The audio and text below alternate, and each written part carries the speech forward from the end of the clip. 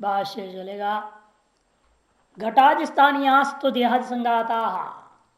देहादि संगात घटादि, जिस दृष्टांत में क्या था घटादि, तस्थानापन समझो दृष्टांत में देहादि संगात उपाधि है। स्वप्न दृश्य देहादिवत, और अभी कैसा, लेकिन मिथ्याभूत है, सत्य नहीं समझना उसको उपाधि को। इसे कहते हैं स्वप्न दृश्यभूता देहादि के समान। माया विकृत देहादिवच्छ, अथवा मायावी की तरफ बनाया गया देहादि के समान समझो। यही शंका थी, उसको सत्य मानते हो कि नहीं मानते हो, उसका खंडन कर रहे कि नहीं हो सकता। आत्म माया विसर्जिता, श्लोक में आया था आत्म माया विसर्जिता। उसके लिए कह रहे हैं आत्मनो माया मैंने अविद्या। अपनी माया का मतलब क्या, अपने स्वरूप संबंधी अविद्या अज्ञान। उसके द्वारा तया प्रत्युपस्थापिता, उसके द्वारा उपस्थापित है, विरचित है, दिखाया गया है। न परमार्थ संति, कहने का तात्पर्य परमार्थ वे नहीं है इत्यर्थः। यदि आधिक्यम अधिक भाव तिर्यक देहाद्यपेक्षा देवादि कार्यकरण संघाता नाम, यदि वह सर्वेशा समतैव नैषा उपत्ति संभव सद्भाव प्रतिपादक हेतु विद्यते नहीं विद्यते। कहते कि देखो, यदि कहीं आपको ऐसा लगता है तिर्यक देहादि की अपेक्षा से देवादि कार्यकरण संघात में कुछ अधिकता है, कुछ उत्कृष्टता है, अथवा यदि वह सर्वेशा समुदैव, अथवा कहीं हो सकता है आपको सब कुछ समान ही दिखाई देवे, चाहे जैसा भी हो, ऐसा उपत्ति न संभव। इनको सिद्ध करने के लिए कोई ऐसा दृढ़ युक्ति नहीं है। मैंने सद्भाव प्रतिपादक हेतु न विद्यते, इनके सद्भाव, उनके अस्तित्व का प्रतिपादन करने के लिए कोई भी हेतु अनुमान आदि के द्वारा भी सिद्ध करने के लिए कोई हेतु विद्यमान नहीं है। नास्ति अस्मात् तस्माद अविद्याकृत, जिसलिए इनके उत्पत्ति स्थिति या लय के कारणों को बताने में कोई हेतु नहीं है, इसलिए मानना पड़ेगा ये सब कुछ अविद्याकृता एवं, इस अविद्याकृत ही है। न परमार्थ संतित्यर्थ, परमार्थ नहीं है, यही इसका तात्पर्य है। ब्रह्मादि देह को आप उत्कृष्ट मानते हैं और अपने सारे मनुष्य को समान मान लेते हैं, चाहे समानता मानने में, चाहे उत्कृष्टता मानने में, या निकृष्टता आदि मानने में किसी भी प्रकार का कोई युक्ति आपके पास नहीं है। अतएव इनको सबको अविद्याकृत ही उत्कृष्टता, अविद्याकृत ही निकृष्टता से मानना, क्योंकि वस्तु में न उत्कृष्टता न निकृष्टता है ना। आपके मैंने बुद्धि ग्रहण कर रहा है ये उत्कृष्ट है तो ग्रहण हो गया, कुछ देर बाद आपको कुछ अरे तो बेकार है तो बेकार है, फिर आपके ग्रहण करने के ऊपर हुआ ना। वस्तु में क्या है, वस्तु तो वैसे का वैसा, अभी पहले भी वैसा भी वैसा है, फर्क कुछ थोड़े पड़ता है। पहले अच्छा लगा खरीद लिए, आप किसी भी कारण वैसे बेच दिए। एक आश्रम खरीदा उसको बेच दिया, पहले सोचे होंगे भाई ठीक ठाक है सब, और बाद में चारों तरफ उल्टे पलटे लोग आ गए तो क्या करेंगे, तो बेचना पड़ा। यही होता है ना संसार में। तो इसलिए यहां भी कहते हैं ये उत्कृष्टता निकृष्टता एक ही वस्तु में भी हो सकती है, अलग अलग वस्तु में भी हो सकता है, सब कुछ आपकी अपनी ही परिकल्पना है। वास्तव में न वस्तु है न वस्तु में उत्कृष्टता निकृष्टता आदि हो सकते हैं। जीव से अद्वितीय ब्रह्मत्व उत्पत्ति अवष्टम्बेन उत्पादितम, इस प्रकार से जीव को अद्वितीय ब्रह्मत्व युक्तियों के द्वारा विस्थापित कर दिया गया। 10 कारिकाओं से युक्ति के द्वारा, तर्क के द्वारा भी स्थापना कर दी थी। अब युक्ति के द्वारा स्थापित जीव ब्रह्म ऐक्यत्व का समर्थन में अनेकों श्रुतियों को भी विचार किया जाएगा। वे कह रहे हैं उत्पत्त्यादि वर्जित अद्वैस्य अस्य आत्मतत्व श्रुति प्रमाणगत प्रश्नार्थम वाक्यानि उपन्यस्यन्ते। उत्पत्त्यादि से रहित अद्वैत इस आत्म तत्व का श्रुति प्रमाणकत्व को दिखाने के लिए अनेक उपनिषद वाक्यों को लेकर के विचार प्रकट करने जा रहे हैं। सबसे पहले उनमें तैत्तिरीय उपनिषद को लिया जा रहा है। रसादयो ही ये कोशा व्याख्यातास्तैत्तिरीय के तेषामात्मा परो जीव खम यथा संप्रकाशितः। रसादयो ही ये कोशा, तैत्तिरीय के मैंने तैत्तिरीय के शाखा के उपनिषद में अन्न रसमय आदि कोशों को स्पष्ट रूपेण विशेषेण व्याख्याता, विस्पष्ट रूपेण व्याख्याता, विस्पष्ट रूपेण विवेचन करके बताया गया है। तेषाम उन समस्त कोशों का आत्मा परो जीव, जो आत्मा जीव समझते हो वही परात्मा है, परमात्मा है। कैसो भी खम यथा आकाश के समान परमात्मा ही उन सकल कोशों के अंतरतम आत्मा है, जीवात्मा है, ऐसा रूप से बतलाया गया है। संप्रकाशित सभी का अंतरतम जिस प्रकार से यहाँ दृष्टांत पहले समझाया गया था आकाश, उसी प्रकार से दृष्टांत में समझना वह परमात्मा ही है जो अंतरतम जीवात्मा है। इस बात को तैत्तिरीय उपनिषद में स्पष्ट कहा गया है। सवायच पुरुषो अन्न रसमय इत्यादि के द्वारा व्याख्यात है। कोश इव कोश, जिस खड़गादियों का तलवार का म्यान होता है, म्यान के समान म्यान है, ये भी कोश के समान कोश है। म्यान में तलवार को रखते हैं आप, उसी प्रकार मानो यह शरीर के अंदर आत्मा अनुभव में आ रहा है हृदय में, इसलिए उसको कह दिया कोश नाम से। ये शरीर क्या है? कोश है। इसके अंदर जो तलवार क्या है? वो आत्मा है। कोश इव कोशा कहेंगे, देखिए भाष्यकार, रसादयो अन्न रसमय प्राणमय इत्यादि, अन्न रसमय ऐसे कह दिया। 2:1 से लेकर के 2:6 तक कहा गया है। अन्नमय कोश, प्राणमय कोश, मनोमय कोश, विज्ञानमय कोश और आनंदमय कोश, ये तो है ना 5। 6 मंत्रों में 2:1 से लेकर के 2:6 तक विचार करते हुए समझाया है। इत्यमाद्य कोशा इव कोशा अस्यादे इव उत्तरोत्तर से अपेक्षया बहिर्भावात् पूर्व पूर्व से व्याख्या था विस्पष्टम आख्या था। कुत्र? तैत्तिरीय शाखोपनिषद वल्याम। कोश के समान कोश है। और दृष्टांत समझा रहे हैं, अस्यादि, असी मने तलवार, तलवार आदियों का जिस प्रकार से कोश होता है, म्यान होता है, जिसमें तलवार को छिपा कर रखते हैं, बंद करके रखा जाता है, वो उसके समान अस्याद्रिव। क्यों ऐसा कहा आपने? कि उत्तरोत्तर से अपेक्षा बहिर्भाव, क्योंकि उत्तरोत्तर जो अंदर आ जा रहा है, प्राण है उत्तर, उसके उत्तर क्या है? मन, उसके उत्तर विज्ञान, उसके उत्तर में आनंद। उत्तरोत्तर की अपेक्षा से पूर्व पूर्व कैसा है? बहिर्भाव में स्थित है। जब तलवार अंदर है, बाहर क्या है? म्यान है। सर प्राण में कोश अंदर है, उसके बाहर क्या है? अन्नमय कोश है। मनोमय कोश उससे भी अंदर है, उसके बाहर कौन हुआ? प्राणमय कोश है। इस प्रकार से आपको लेना है। इसलिए कहते हैं उत्तर उत्तर की अपेक्षा से पूर्व पूर्व का बहिर्भावात, बहिर्भाव देखने को मिलता है। इसे कोश के समान कोश कर दिया गया। इसे कहाँ व्याख्यात है? विस्पष्ट रूपेण आख्यान किया गया, कथन किया गया है। कहाँ? तैत्तिरीय में, अर्थात तैत्तिरीय शाखा के उपनिषद का वल्लियों में स्पष्ट कहा है। पूर्व पूर्व जन्म में आदि हैं, उत्तरोत्तर प्राण में आदि की अपेक्षा से बहिर्भाव देखने को मिलता है। और इसलिए सर्वांतर कौन हुआ? सबसे भीतर ब्रह्मो, ब्रह्म पुच्छम प्रतिष्ठा, इस अंत में आया। आनंदमय का भी भीतर कौन है? पुच्छम प्रतिष्ठा का दिया, ब्रह्म पुच्छम प्रतिष्ठा। सर्वांतर ब्रह्म प्रतिष्ठा भूतम अपेक्षा आनंदमय से बहिर्भाव, इसलिए प्रतिष्ठा का भूता सर्वांतर ब्रह्म की अपेक्षा से आनंदमय को भी हम क्या कहते हैं? बहिर्भाव।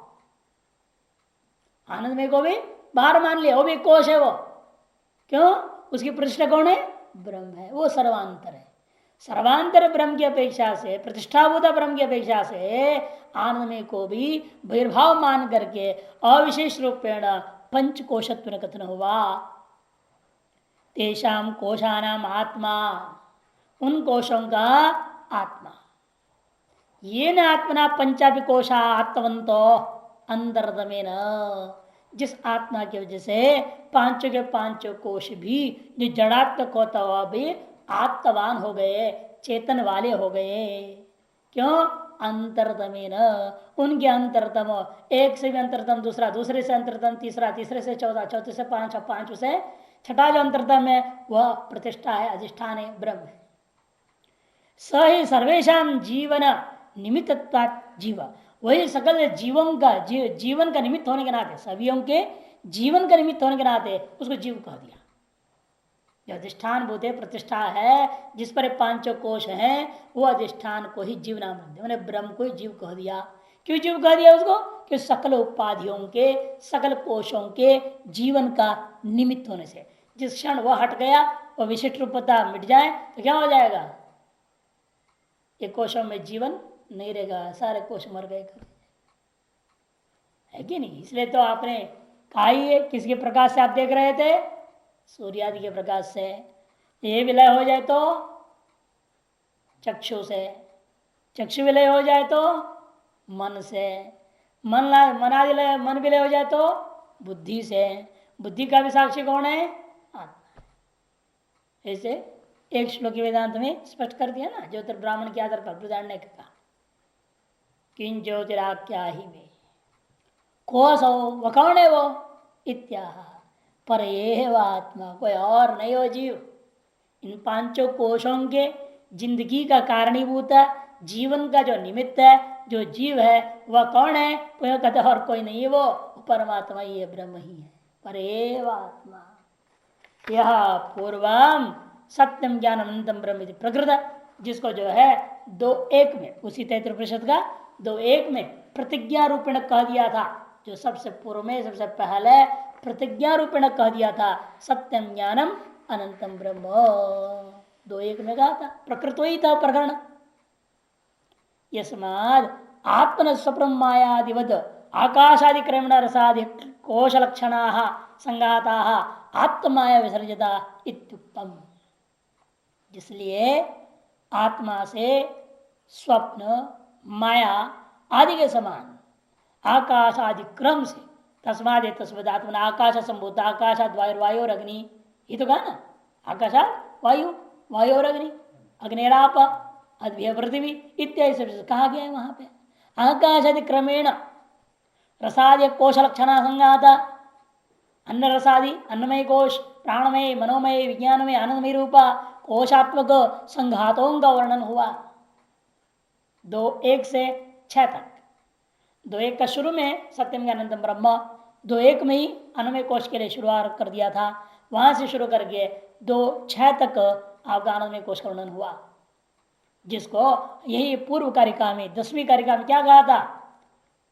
आत्माया विसर्जिता कर दिया था। आत्मा की अपनी ही स्वरूपभूत तत्स्वरूप का स्वरूपभूता जो सच्चिदानंद रूपता है, सत्यानंद रूपता है, इसकी अविद्या, इसकी अज्ञान, इसके माया से विसर्जित है, विशेष रूप में सृष्ट है, ऐसा वर्णन हुआ। इत्युक्तम सो आत्मा अस्माभिर यथा खम तथा, वह आत्मा हम लोगों की तरह उसी प्रकार से ग्रहण करनी चाहिए जिस प्रकार से खम तथा इति संप्रकाशित, आकाश के बारे में हमने तीसरी कारिका में से शुरू कर दिया था, आकाश का दृष्टांत दिया ना तीसरे में ही। इस प्रकरण का तीसरी कारिका में आकाश को दृष्टांत बनाकर समझने शुरू कर दिए थे, तो वहां लेना कम तथा इति संप्रकाशित आत्मा ही आकाशवत इत्यादि श्लोक ही, आत्मा ही आकाशवत इत्यादि कारिकाओं के द्वारा, तीन है ये, इत्यादि कारिकाओं के द्वारा पहले ही बता चुके हैं। इसलिए न तार्किक परिकल्पित आत्मवत पुरुष बुद्धि प्रमाण गम्य इति प्राय, तार्किकों के द्वारा परिकल्पित आत्मा के समान पुरुष बुद्धि प्रमाण गम्य है, ऐसा मत समझो। पुरुष बुद्धि प्रमाण गम्य का दो अर्थ कर रहे हैं, देखिए बुद्धि जनक, बुद्धि मने नैयायिक के पक्ष में क्या बुद्धि शब्द का अर्थ? ज्ञान। बुद्धि किसको कहते हैं? वो ज्ञान को कहते हैं ना, बुद्धि ज्ञानम, सर्वारहेतर बुद्धि ज्ञानम। बुद्धि जनक प्रमाण कौन हो गया? इंद्रियां, मन आदि, उनके द्वारा गम्य है, ऐसा मानते कुछ तार्किक। क्योंकि मीमांसक भी तार्किक है ना, क्या बोलता है? प्रत्येक इंद्रिय ज्ञान के साथ में विषय, विषय का ज्ञान और आत्मा तीनों प्रकाशित हो जाता है। एक साथ तीनों प्रकाशित हो रहा है, विषय भी, विषय का ज्ञान और इन दोनों को प्रकाशित हो आत्मा, ये तीनों प्रकाशित हो जाते हैं। ऐसे उनकी मान्यता है मीमांसक लोग। उस मत के दृष्टिकोण से क्या है? इंद्रियों के द्वारा गम्य हो गया ना, फिर इंद्रियों के साथ घट और घटक ज्ञान के साथ साथ में आत्मा भी प्रकाशित हो गया, तीनों का ज्ञान हो गया ना, आत्मा का भी ज्ञान हो गया, इंद्रिय से हो गया। अथवा दूसरा पक्ष नहीं है कौन की, अब पुरुष बुद्धि उद्भावित प्रमाणम, पुरुष बुद्धि के द्वारा, पुरुष का बुद्धि मने या मन, पुरुष का अंतःकरण जो मन है उसके द्वारा उद्भावित जो प्रमाणम अनात्म शास्त्रम, उसे परिकल्पित अनात्म संबंधी जितने भी शास्त्र है, न्याय वगैरह सारे दर्शन को अनात्म शास्त्र कहते हैं। उन शास्त्र तदगम्य, उनके गम्य मान लिया गया आत्मा को उन्होंने। इत्यभिप्राय, यह उसका अभिप्राय है। किंच अधिदेव अध्यात्म तेजमय अमृतमय पुरुष पृथ्व्याद्यंतर्गत यो विज्ञाता परेवात्मा।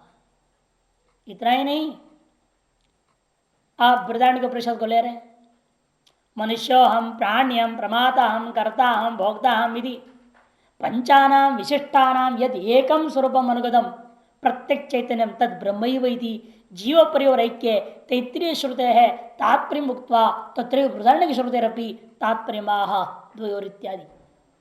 अवतरण का मनुष्यो हम पहले, प्राणी हम, प्रमाता हम, कर्ता हम, भोक्ता हम, ऐसे पांच जो विशिष्ट ज्ञान आपको होता है सामान्य रूप में प्रत्येक जीव को होता है। इस प्रकार से प्रतीयमान प्रत्येक जीवों के अंदर अनुभव किया जाता है पांच विशिष्ट ज्ञान। देहादि विशिष्ट चैतन्य का जो ज्ञान हो रहा है, चैतन्य भिन्नों का जो एकम स्वरूपम अनुगतम, जो एक स्वरूप आप अनुगत अनुभव कर रहे हैं, प्रत्येक चैतन्यम तद ब्रह्म, वह प्रत्येक चैतन्य और कुछ नहीं, वह ब्रह्म ही है। यदि जीव परियोर ऐक्य है, ऐसे जीव और पर की ऐक्यता कथन करने में जिस प्रकार तैत्रीय श्रुति तात्पर्य कथन पर वर्णन किया, उसी प्रकार बृहदारण्यक श्रुति को भी तात्पर्य को बताने के लिए अगली कारिका आरंभ हो रही है। उसमें भी मधु ब्राह्मण को ले रहे हैं। द्वयोर द्वयोर मधु ज्ञाने परम ब्रह्म प्रकाशितम पृथिव्यामुदरे चैव यथा आकाश प्रकाशितः। द्वयोर द्वयोर मधु ज्ञाने, मधु ज्ञान है मधुकांड है, मधुकांड बोलते हैं कि 3 कांडों में है। यदि पूरा बृहदारण्यक 4 कांड 8 अध्याय है, उसमें से पहला 2 अध्याय पर भाषणी प्रवर की कांड बोलते हैं, फिर बाकी 2 अध्याय का 3 नाम रख दिया, मधुकांड, मुनिकांड, याज्ञवल्क्य कांड अथवा अंत में खिलकांड। 3 कांड, 3 गुणा 6 अध्याय जिस पर भाष्य है। उसमें जो मधुकांड में मधु ज्ञान मैंने मधु ज्ञाने मैंने ब्रह्म ज्ञान, जिस मधुकांड वर्णन किया गया ब्रह्म ज्ञान के प्रकरण में द्वयोर द्वयो हो, प्रत्येक में क्या किया, अध्यात्म और आदिदैव भेद से।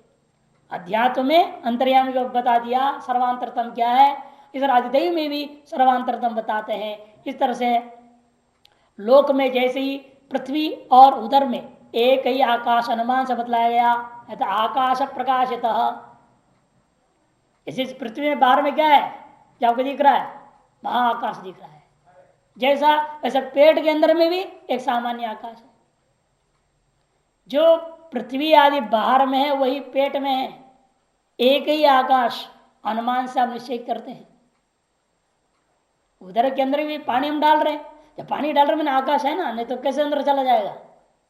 जहाँ ठोस है वहां अंदर जाएगा, नीचे गड्ढे में जाता है, दीवार में तो घुसता नहीं पानी।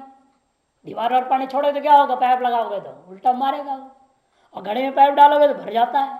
ताकि आप मान लिया आपने, तब जहां हम पानी डालेंगे यदि वहां आकाश हो तो भरेगा, नहीं तो बाहर फेंक देगा, उल्टा फेंकता है ना। यही लोग व्यवहार में सिद्ध है।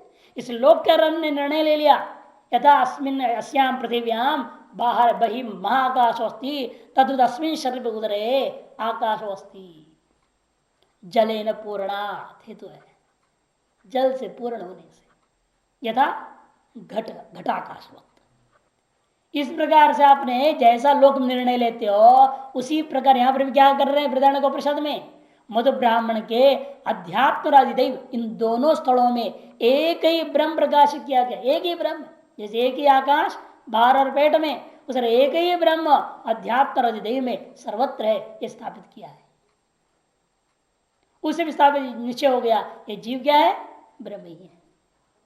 किंच अधिदैव अध्यात्म तेजमय अमृत पुरुष पृथ्वी अंतर्गत यो विज्ञाता परेव आत्मा ब्रह्म सर्वमिति द्वयोर इत्यादि। मधु ब्राह्मणे द्वितीय अध्याय से पंचमे ब्राह्मणे, देखो नीचे 9 नंबर टिप्पण मंत्र भी दे रहे हैं। यम पृथ्वी सर्वेषां भूतानां मदो अस्ये पृथिव्यै सर्वाणि भूतानि मदो यस्यं पृथिव्यां तेजमय अमृतमय पुरुषो यश्चयम् अध्यात्मं शरीर शारीरस् तेजमय अमृतमय पुरुषो अयमेव स योऽयम् आत्मा इदम् अमृतम् इदं ब्रह्म इदं सर्वम् इत्यम् आदिरूपः। 2 5 1 से शुरू करके 2 5 14 तक चलता है। 14 पर्यायों में कहा, 1-2 बार नहीं। एक बार बोलने से आदमी के दिमाग में घुसेगा नहीं ना। इसे 14 पर्यायों में पृथ्वी जल अनेक को लेकर अनेक चीजों को लेकर समझा दिया, प्रत्येक का अध्यात्म और अधिदैव। यम पृथ्वी कह दिया, यह पृथ्वी कैसी है, सकल भूतों का सार है। भूतानाम मधु मने सार, ये सकल पुष्पों का सार क्या होता है, मधु।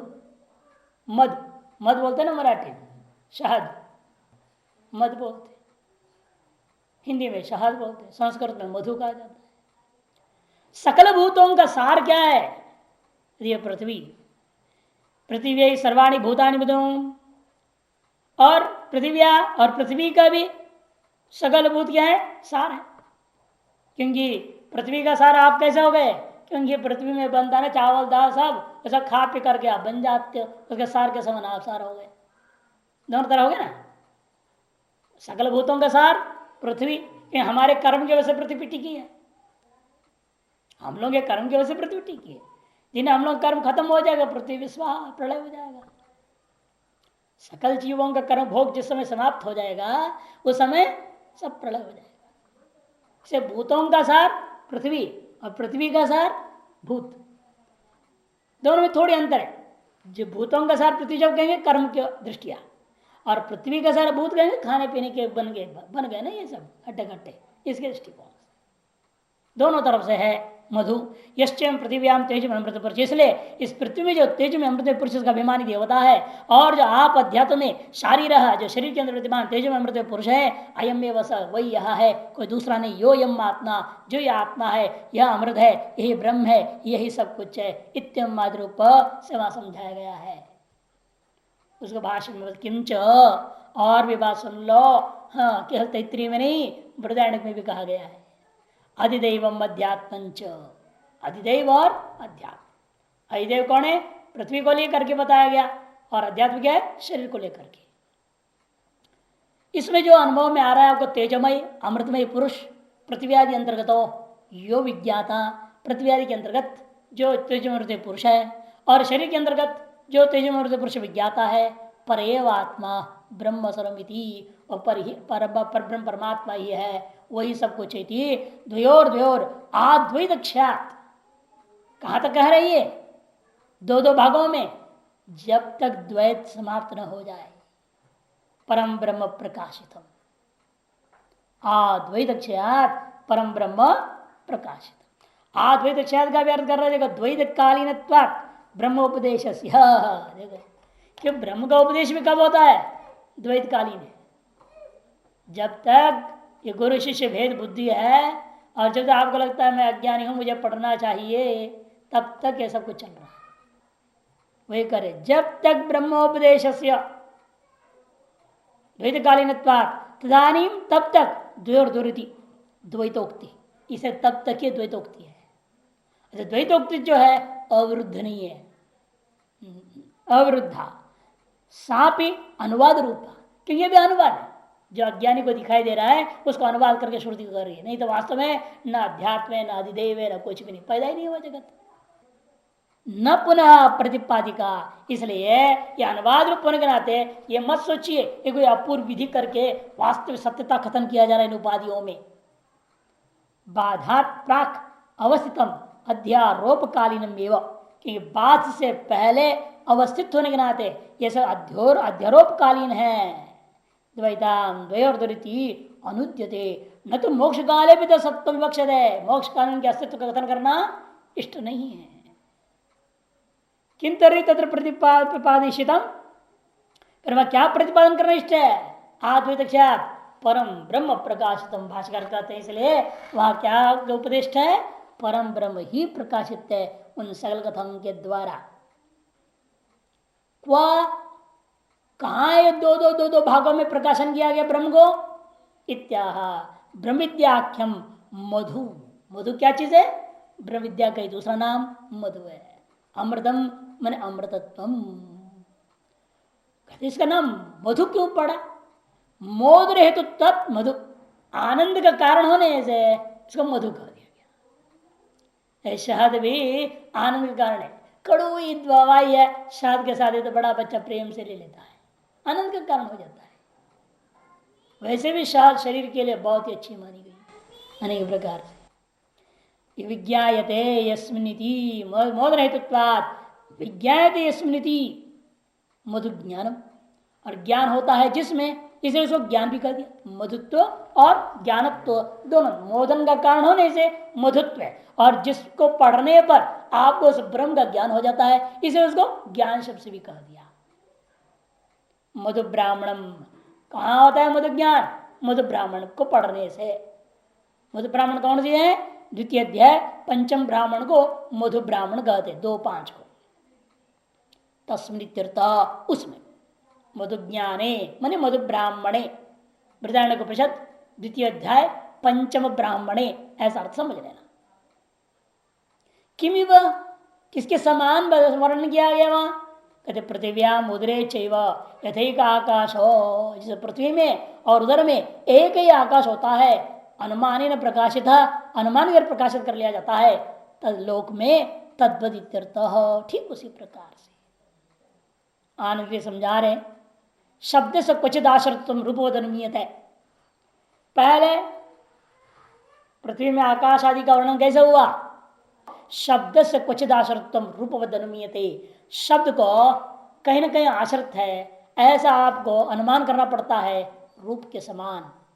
इस प्रकार तच्च शब्द अधिकरणम सामान्य सिद्धम, तो शब्द का अधिकरण सामान्य रूप से सिद्ध हो गया, क्योंकि जैसा रूप गुण है शब्द भी गुण है, गुणत्व। शब्द क्वचित अधिकरण आश्रितम, कोई न कोई अधिकरण में आश्रित है, गुणत्वात् रूपवत्ती अनुमान बना दिया। इसे क्या सिद्ध हुआ? ये सिद्ध हुआ शब्द रूप का गुण किसी न किसी अधिकरण में है। इन कौन सा अधिकरण में है? पृथ्वी में है क्या, जल में है क्या, तेज में है क्या, वायु है क्या, कौन है वो शब्द का अधिकरण? आकाश कैसे बोल देंगे सीधे? पृथ्वी में क्यों नहीं है? पृथ्वी में जैसा अनेक गुण होता है, इसको भी एक गुण उसी में जोड़ दो, पृथ्वी में मान लो, क्या आपत्ति है? तो उसके लिए परिशेष अनुमान करना पड़ता है। जिस परिशेष अनुमान को इसलिए आनंद कारण कहा पारिशेष्याद आकाशम सिद्धम, परिशेषता सिद्ध करते हैं आकाश। वही परिशेष अनुमान को नीचे दिया 7 नंबर टिप्पण। शब्दो गुण श्रोत्र ग्रहण योग्यत्व सती बहिरीन्द्रिय ग्राह्य जाति मत्वात्, या चक्षु ग्रहण लिखा है ना, हाँ काट दो, श्रोत्र होनी चाहिए। शब्द कैसा गुण है? श्रोत्र ग्रहण योग्य होता हुआ बहिरीन्द्रिय ग्राह्य जातिमान होने से स्पर्शवदित्यनुमानेन शब्द से गुण, पहले शब्द गुण सिद्ध कर दो। शब्द गुण है ये पहले सिद्ध करना पड़ेगा ना, तब तो गुणत्व हेतु बनाओगे। शब्द गुण है इसे करना इसलिए जरूरी है क्योंकि मीमांसक शब्द को द्रव्य मानते हैं। इससे पहले पूर्व पक्ष क्या करेगा? शब्द गुण सिद्ध करेगा, और वेदांति भी शब्द को गुण चाहता ही है मानना, इसे वेदांति दृष्टिकोण में भी ठीक ही है, शब्द गुण है। क्यों? क्योंकि श्रोतेंद्रिय के द्वारा ग्रहण करने योग्य होते हुए बहिरीन्द्रिय का ग्राह्यभूता जाति, कौन जाति होगा? शब्दत्व तद्वान होने से स्पर्शादि के समान इत्यनुमाने न शब्द से गुणत्व सिद्ध है। शब्द के अंदर गुणत्व पहले सिद्ध कर लो, उसके बाद क्या करना? शब्द क्वचित आश्रित गुणत्वाद्रुपदिति, शब्द कहीं न कहीं आश्रित होगा, गुण होने से रूप के समान, ये दूसरा अनुमान बना लिया। इससे सामान्य रूपेण शब्द का अधिकरण कुछ न कुछ है, ये सिद्ध हुआ। अब शब्दाधिकरण सुप्रसिद्ध पृथ्वी आदि द्रव्यों में क्यों नहीं हो सकता? पृथ्वी आदि भूतों में से कोई एक भूत को मान लो, आकाश को मानने की क्या जरूरत है? तब कहते कि देखो शब्दों न स्पर्शोद विशेष गुण, शब्द स्पर्शवद विशेष गुण नहीं है। यदि स्पर्शवान का विशेष गुण होता, स्पर्शवद मैंने स्पर्श वाला, स्पर्श वाला कौन है? चार तरफ आगे इकट्ठे आपको। पृथ्वी, पृथ्वी में कैसा है? स्पर्श है ना, जल स्पर्श है, तेज में भी स्पर्श है, वायु में भी स्पर्श, रूप स्पर्शवान वायु। एक में शीत स्पर्श जल में, उष्ण स्पर्श तेज में, पृथ्वी और वायु में अनुष्णाशित स्पर्श है। इसे स्पर्शवान द्रव्य कौन हो गया? चारों इकट्ठा ले लिया, एक के अनुमान से चार को खत्म कर देना चाहते हैं। इन चार का विशेष गुण नहीं होगा। शब्द स्पर्शवान द्रव्यों का विशेष गुण नहीं है का मतलब क्या? पृथ्वी जल तेज वायु का विशेष गुण नहीं हो सकता। क्यों? पटरूपाद विचार वारणा नहीं है। अग्नि संयोग असमय कारणगत भावे सती अकारण गुण प्रत्यक्षत्वात्। क्योंकि हेतु क्या दिया? अग्नि संयोग रूपी असमय कारण वाले नहीं है। क्योंकि चारों द्रव्य कैसा है? पाक संयोग से जन्य है ना, पृथ्वी जल तेज और वायु। पृथ्वी जल अग्नि और वायु, इन चारों में अपने क्या कहा? पाकज और अपाकज होता कि नहीं होता है? इनका रूप रसगंध स्पर्श आदि पाकज और अपाकज होते हैं। पाकज का मतलब क्या? विलक्षण अग्नि संयोग का नाम पाक। उसके द्वारा उस कारण से परिवर्तनशील होता है। पृथ्वी का रूप रसगंध स्पर्श, जल तेज वायु, नित्यगतम नित्य नित्य में इतना ही फर्क है जल तेज वायु में। लेकिन इसमें पृथ्वी में परमाणु में भी पाक संयोग से बदल जाता है, इतना अंतर है। इन है सब अग्नि संयोग से परिवर्तनशील, अग्नि संयोग रूपी असमय कारण वाले हैं ये। लेकिन शब्द क्या? अग्नि संयोग से कुछ होगा उसमें, इसलिए अग्नि संयोग रूपी असमय कारण वाला नहीं है। इसे अग्नि संयोग असमय कारण अभावे सती अकारण गुण प्रत्यक्षत्वात्। और दूसरा क्या है? कारण गुण से प्रत्यक्ष नहीं होता हो। क्योंकि पृथ्वी जल तेज वायु में आपने क्या देखा? जो कारण में गुण है उसके आधार पर हम कार्य में देख रहे हैं। कारण में लाल धागा था, कपड़ा लाल मिल गया, लाल ही कपड़ा बना। कारणगत गुण के अधीन होता है कार्यगत गुण। लेकिन शब्द ऐसा नहीं है जो किसी कारणगत गुण था अतएव कोई कार्य में हम पकड़ रहे हो। ऐसा शब्द किसी कारणगत गुण पूर्वक आया हुआ किसी कार्य में विद्यमान गुण नहीं है। स्वयं आकाश प्रकट गुण है वो शब्द। शब्द किसी कार्य का गुण है क्या? यदि किसी कार्यगत गुण होता तब तो हम उसको मान लेते किसी कारणगत कारण होगा उसका, जिसमें गुण है जो उससे यह पैदा हुआ है। ऐसे कपड़े में आपने रंग देखा, उस रंग को निर्णय ले लिया कपड़े का कारण बता, धागों का रंग से उत्पन्न हुआ रंग है वो, ये ना। पट रूपम प्रति तंतु रूपम असमय कारणम कहा कि नहीं कहा आपने? पटरूप के प्रति असमय कारण कौन है? तंतु रूप। उस प्रकार से शब्द नहीं है किसी कार्य का गुण होते हुए उसका कोई असमय कारणभूता कारणगत गुण हो, ऐसा शब्द नहीं है। इसलिए कहते हैं अकारण गुण प्रत्यक्षत्वात्। सुख के समान दृष्टांत क्या दिया? जैसे सुख। इस प्रकार से पाकज रूपाद विचार वारणा विशेषणांत दिया। पटरूपादि में विचार वारण करने के लिए अकारण गुण प्रकोता यह उत्तरार्ध दिया, हेतु का दो हिस्सा पद कृत्य कर दिया। जलीय परमाणु रूपादो विचार वारणा प्रत्यक्षत्वात् कह दिया। क्योंकि शब्द का प्रत्यक्ष होता है, जलीय परमाणु के रूप रसगंध स्पर्श आदि प्रत्यक्ष नहीं होते। इसमें अतिव्याप्ति वारण करने के लिए प्रत्यक्ष शब्द दे दिया। इस तरह से पृथ्वी जल तेज वायु चार का विशेष गुण नहीं हो सकता। दिक् काल मन में से किसी को ले लो, शब्द न दिक् काल मनसांग गुण है। दिक् काल और मन का गुण नहीं हो सकता शब्द। क्यों? विशेष गुणत्वात्। शब्द विशेष गुण है रूप के समान, और दिक् काल मन में कोई विशेष गुण होता ही नहीं, केवल सामान्य गुण होते हैं उसमें। नाप्यात्म विशेष गुण अभ्रज्ञात्मा, आत्मा का विशेष गुण मान लो शब्द, कदा ऐसा नहीं हो सकता, क्योंकि आत्मा का जो विशेष गुण होता है वह सब मन के द्वारा ग्राह्य होता है, बहिरिंद्रिय के द्वारा ग्राह्य नहीं है। और शब्द क्या है? बहिरिंद्रिय ग्राह्य। कहां से? बहिरिंद्रिय योग्यत्वात् रूपवत। इस प्रकार से पृथ्वी जल तेज वायु दिक् काल आकाश, दिक् काल मन और आत्मा में यह विशेष गुण होता शब्द नहीं हो सकता। अतः परिषद क्या बचा? एक पंचम भूत मानना पड़ा, आकाश, जिसका यह विशेष गुण है।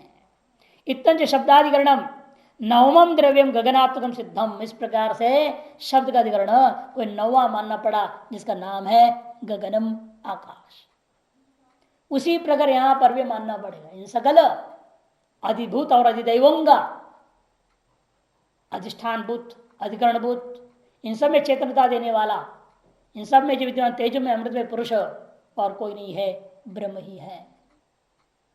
प्रकाशितो लोके या यथा तद्वदितरतः तच्च कल्पना लाघवाद एकमेव गम्यते। वह भी कल्पना कर लाघव को देखते हुए, जैसा आपने क्या कहा, आकाश अनेक है कि एक है? आपने एक कहा, क्यों? लाघवाद, अनेक आकाश मानने में गौरव है। पृथक पृथक अनेक आकाश अनुभव में आता भी नहीं है। जो घटाकाश पटाकाश है वो औपाधिक है, और बाह्य अनेक आकाश मानने में गौरव देखते हुए उन्होंने क्या करा? लाघवात एक माना। जब एक है तो उसको व्यापक मानना पड़ेगा, है ना। एकम विभू और नित्य भी मानना। जब एक है, विभू है, निरवय है, तो नित्य भी है। यदाकाश तद्वदात्मा भी। तथा च बहिरंत एकमेव आकाशम अनुमान प्रामाण्याद अधिगतम। सर बाहर भीतर सर्वत्र एक ही आकाश अनुमान रूपी प्रमाण से आपने निश्चय कर लिया। उसी प्रकार अधिदैव अध्यात्म इत्यादि सभी के भीतर बाहर सर्वत्र ब्रह्म प्रत्यक्भूतम सिद्धम। ब्रह्म जो प्रत्यक्भूत है सिद्ध हो गया। इधर उत्तरार्ध में आचष्टे इतश्च एकत्व श्रुति नाम तात्पर्य। इसलिए भी इस कारण से भी एकत्व आपको मानना पड़ेगा श्रुतियों में। और उसी बृहदारण्यक उपनिषद का ही नहीं लेंगे, साथ साथ तैत्रीय भी लेंगे यहाँ, और साथ साथ कठोपनिषद भी दिखाएंगे। जीवात्मनोर अन्यत्वम अभेदेन प्रशस्यते नानात्म निंदते यच्च तदेवं हि समंजसम। इसलिए भी एक में होती थी आत्मा ब्रह्म को मानना पड़ेगा, क्योंकि एकत्व की खूब प्रशंसा है श्रुतियों में और नानात्व की निंदा है ना। निंदा का मतलब है वो निषिद्ध पदार्थ है, उसके लिए निंदा है कि श्रुति और युक्ति से जीवात्मनो मैंने जीव और परमात्मा के अनन्यत्व के एकत्व की अभेदेन मैंने एक स्वर से प्रशस्त है, प्रशंसा की गई है। और नानात्म निंदते, और शास्त्र बाह्य जो नानात्ववाद है उसकी निंदा की गई है। अतः एकत्व ही श्रुति एवं न्याय संगत सिद्धांत है। तद इस मैंने यच्च तत् जो यह वह एकत्व है वही एवं इस प्रकार से श्रुति एवं न्याय से समंजस संभवती मैंने संगत हो गया, युक्तियुक्त बैठ गया, समझना चाहिए। अभेदेन ब्रह्म वेद ब्रह्म भवती। देखो आनगिरी शुरू कर दिया। अभेदन मने ब्रह्म वेद ब्रह्म भवती इत्यादि ना ब्रह्म भाव फलवादेन, फलवादेन फल कथन में स्पष्ट है ना। फलवाद मने फल कथन करने वाले श्रुति में जीव ब्रह्म एकत्व स्पष्ट ही है। यत प्रशस्ते तद विधेयम इत्यादि न्यायात, क्योंकि सामान्य नियम है जिसकी प्रशंसा वह विधेय है। एकत्व दर्शन फलवादोत्पत्ति उपलम्भा, एकत्व दर्शन में फल कथन की युक्ति भी हमें उपलब्ध हो रहा है। से एकत्व प्रशस्तत्वात्, इसलिए एकत्व प्रशस्त नहीं रहते वही सगल श्रुति स्मृतियों में विवक्षित समझनी चाहिए। और यच्च निगतम सर्व प्राणी साधारणम, जो अनेकत्व सकल प्राणियों में साधारण रूप में अनुभव सिद्ध है, तद निंद्यमान दृश्यते, उसकी निंदा किया करते हुए देखा गया श्रुतियों में। निंदिते तन्निषिद्धते इति न्यायात् नानात्वं शास्त्रार्थो न भवति। इसे नानात्व शास्त्र के द्वारा विवक्षित लक्षित पदार्थ नहीं है। तद उभयम एकत्व प्रशंसना नानात्व निंदन एकत्वमेव, इसलिए एकत्व की प्रशंसा, नानात्व निंदन, ये सारी चीजें एकत्व ही शास्त्र के द्वारा कथित वस्तु है। यह प्रतिपादन करते शास्त्रीयमिति अभ्युगते सति युक्तमिति फलितम बाह तदेव इत्यादि। यद युक्तिता श्रुतितश्च निर्धारितम, जो युक्ति से और श्रुति से निर्धारित है, युक्ति से और श्रुति से निर्धारित है, जीव से परस्य आत्मनो, जीवात्मा और परमात्मा का, जीवात्मा और अनन्यत्वम अभेदेन प्रशस्यते, अन्यत्व एकत्व, उसको अभेद के द्वारा प्रशंसा की गई है।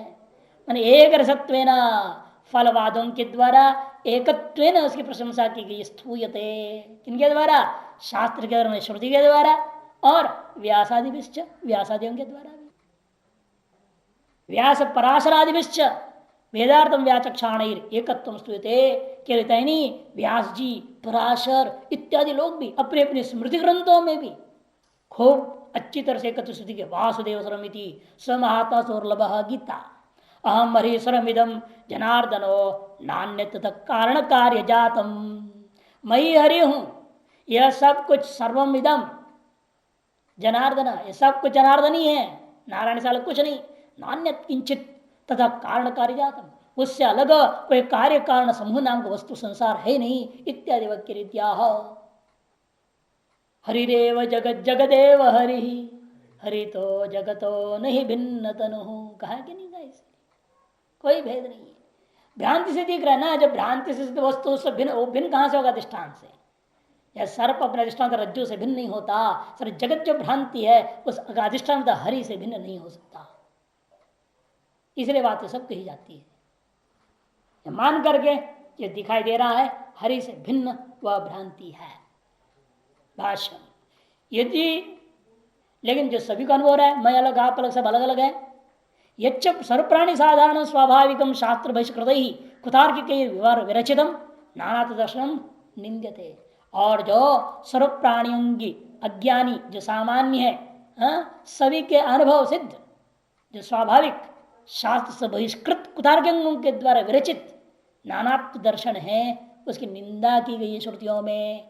न तो तद्वितीय अस्ति वृदारण्यक 4:3-23, द्वितीयाद्वै भयम भवति 1:4-2 वृदारण्यक, उदरम अंद्रम गुरुदे अत तस्य भयम भवति तैत्रीय 2:7-1, जो थोड़ा सा भी भेद करता है उसको भय हो जाता है। इदम सर्वम इदम आत्मा बृहण्यक 2:4-6 और 4:5-7 दो बार आया है। मृत्यु से मृत्यु में आपनोति यह नाने उपश्यति कठोपनिषद 2:1-10। जो या थोड़ा सा भी भेद करके देखता है, नाना ही व नाना के समान भी देखने लगता है इस ब्रह्म के विषय में, वह मृत्यु से भयंकर अविद्या महामृत्यु को प्राप्त कर जाता है। इत्यादि वाक्यों के द्वारा अन्यश्च ब्रह्मविद भी इत्यादि वाक्य ही, और अन्यश्च ब्रह्मविद भी और अन्य जो ब्रह्मवेत्ता व्यास पराशर इत्यादि उनके द्वारा भी कहा गया है। यह चैतदेवम ही समंजसम ऋज्वबोधम न्यायम इत्यर्थः। यह चेता जो ये बात है तदेवं ऐसा मानने पर ही समंजस होता है। ऋजु अवबोधम न्यायम सरलता पूर्वक सीधा साधा सुखावश्यम अनायास ही ग्रहण कर लेना ही उचित होता है। न्यायाद अनवेदमिति न्यायम समंजसम की व्याख्या है ये इत्यर्थः। और यह सब तार्किक परिकल्पिता, और जो तार्किकों के द्वारा परिकल्पित है कुदृष्टिया, कुदृष्टिया कुदर्शन है। न्याय मीमांसा सांख्य योग वगैरह जैन बौद्ध जितने भी है ता अनृज भी वे ऋजु नहीं है। अनायास समझ में आने वाला नहीं, बल्कि कोई पंक्ति को कठिन करना है उसे न्याय जोड़ दो, अवच्छेद का अवच्छिन्न जोड़ दो, दिमाग खराब हो जाएगा, पकड़ में आएगा नहीं क्या बोल रहे हैं ये। इसे अनृज वे निरूप्यमाणा, अन्याय न्याय युक्त नहीं है, सरलतापूर्वक समझाने योग्य नहीं है, बड़ी कठिनता पर का बोध होता है। इसलिए न घटना प्राप्यन्ति इति प्रायः, इसे संभावना को वे बिल्कुल प्राप्त नहीं होते। घटना माने संभावना, इसे उनकी संभावना ही नहीं है, ये इसका अभिप्राय है। मैंने द्वैत को प्रतिपादन करने वाले न्यायादि दर्शनों का जीवन में गुंजाइश ही नहीं है, बेकार इनको पढ़ना। कहेंगे आप क्यों पढ़ाते, लघु शरीर सारा पढ़ाया आपने। अरे वो बुद्धि को तीक्ष्ण करने के लिए, शब्दार्थ ग्रहण करने के लिए व्याकरण की जरूरत है, और बुद्धि को तिष्ठ के बिना वेदांत समझ में नहीं आना है। बुद्धि को पैनी करने के लिए बाकी सब दर्शन में थोड़ा बुद्धि को घिसना पड़ता है अच्छी तरह से। ये सब दर्शन अन्य जितने भी हैं, न्याय मीमांसा सांख्य योग और जैन बौद्ध चारवाक आदि, ये केवल क्या करते हैं? क्योंकि दूसरी बात यह भी है, आपका जीवन शुरू कहां से हुआ है? आप कहां से आए? कहां से आए आप? घर से आए, है ना? घर में क्या है? पूरा चारवाक है। हर घर लगभग चारवाक है। खाओ पियो, कमाओ खाओ, कमाओ खाओ, सो, बस। और करना क्या है? थोड़ी बहुत भजन वजन, भाई आस पड़ोस वाले क्या कहेंगे, बड़े नास्तिक आदमी है, तो बड़े अच्छा ही है, इसे मजबूरन थोड़ी बहुत कीर्तन वर्तन भजन कर लेते हैं, आरती वारती घंटा घंटा बजा देते हैं। दिवाली फटाका नहीं फोड़ तो कहेंगे तो मुसलमान लगता है, ये नहीं फोड़ रहा, इसे मजबूरन फोड़ना पड़ता है, कुछ खर्च करते हैं। हर काम ऐसे लगभग समाज की वजह से, समाज में निंदा का भय से लोग करते हैं। लेकिन मुख्य रूप में क्या है? सभी का एक ही मत है, खाओ पियो चारवाक। हम लोग आए ही एक तरह से मूलभूत चारवाक सिद्धांत वाले घरों में पैदा होकर सभी लगभग आते हैं, सब लगभग। कोई कोई होता है, जैसे भगवान ने कहा ना, योग भ्रष्टो विजाय दे श्रीमताम कुले, कोई कोई तो होता है, सब थोड़े वहां पैदा हो गए। जैसे चारवाक दर्शन का अभ्यास है, उसी के संस्कार दी, उसी का बीज लिया हुआ है, इसे हम लोगों के दिमाग को वहीं से शुरू करते हैं। सबसे पहले चारवाक दर्शन, फिर जैन, फिर बौद्ध, उत्तर उत्तर आगे बढ़ाएंगे, फिर सांख्य, फिर योग, फिर न्याय, वैशेषिक, मीमांसा, तब अंत वेदांत। तो बुद्धि को घिस घिस इनके माध्यम से खूब पैनिक स्त्रीशित्व बुद्धिया सूक्ष्म या सूक्ष्मदर्शी भी कठोर कहता है, सूक्ष्म बनानी पड़ती बुद्धि को, उसके लिए मेरे घुटाई करना पड़ता है। जैसे सानी का पत्थर के ऊपर आप चाकू को खूब पैनी कर देते, तलवार को पैनी की जाती है, हर चीज को पैनी किया जाता है, तभी अनायास कार्य सिद्ध हो जाती है। जिस तलवार के धार नहीं है उसे किसी गर्दन क्या काटोगे, कोई चीज सब्जी भी नहीं कटेगी। अब पैनी बना दो, अनायास एक बार यूं हल्के में चला जाए, बस गर्दन अलग हो जाएगा। इसे पैनी रहेगी तो असंग शस्त्र न दृढ़ छित्वा, अनायास हम संसार को काट फेंक सकते हैं, यदि हमारी बुद्धि पैनी हो जाए। उसके लिए सब दर्शन की जरूरत है, इन्हें भी बिल्कुल व्यर्थ है। हाँ, अद्वैत वेदांत दृष्टिया जहां पर हम आते तो कहेंगे सब कुदृष्टियां हैं, ये सब दर्शन कुदर्शन है, व्यर्थ मिथ्या है, कोई संभावना ही नहीं है जीवन में, ऐसी इत्यादि प्राय हो।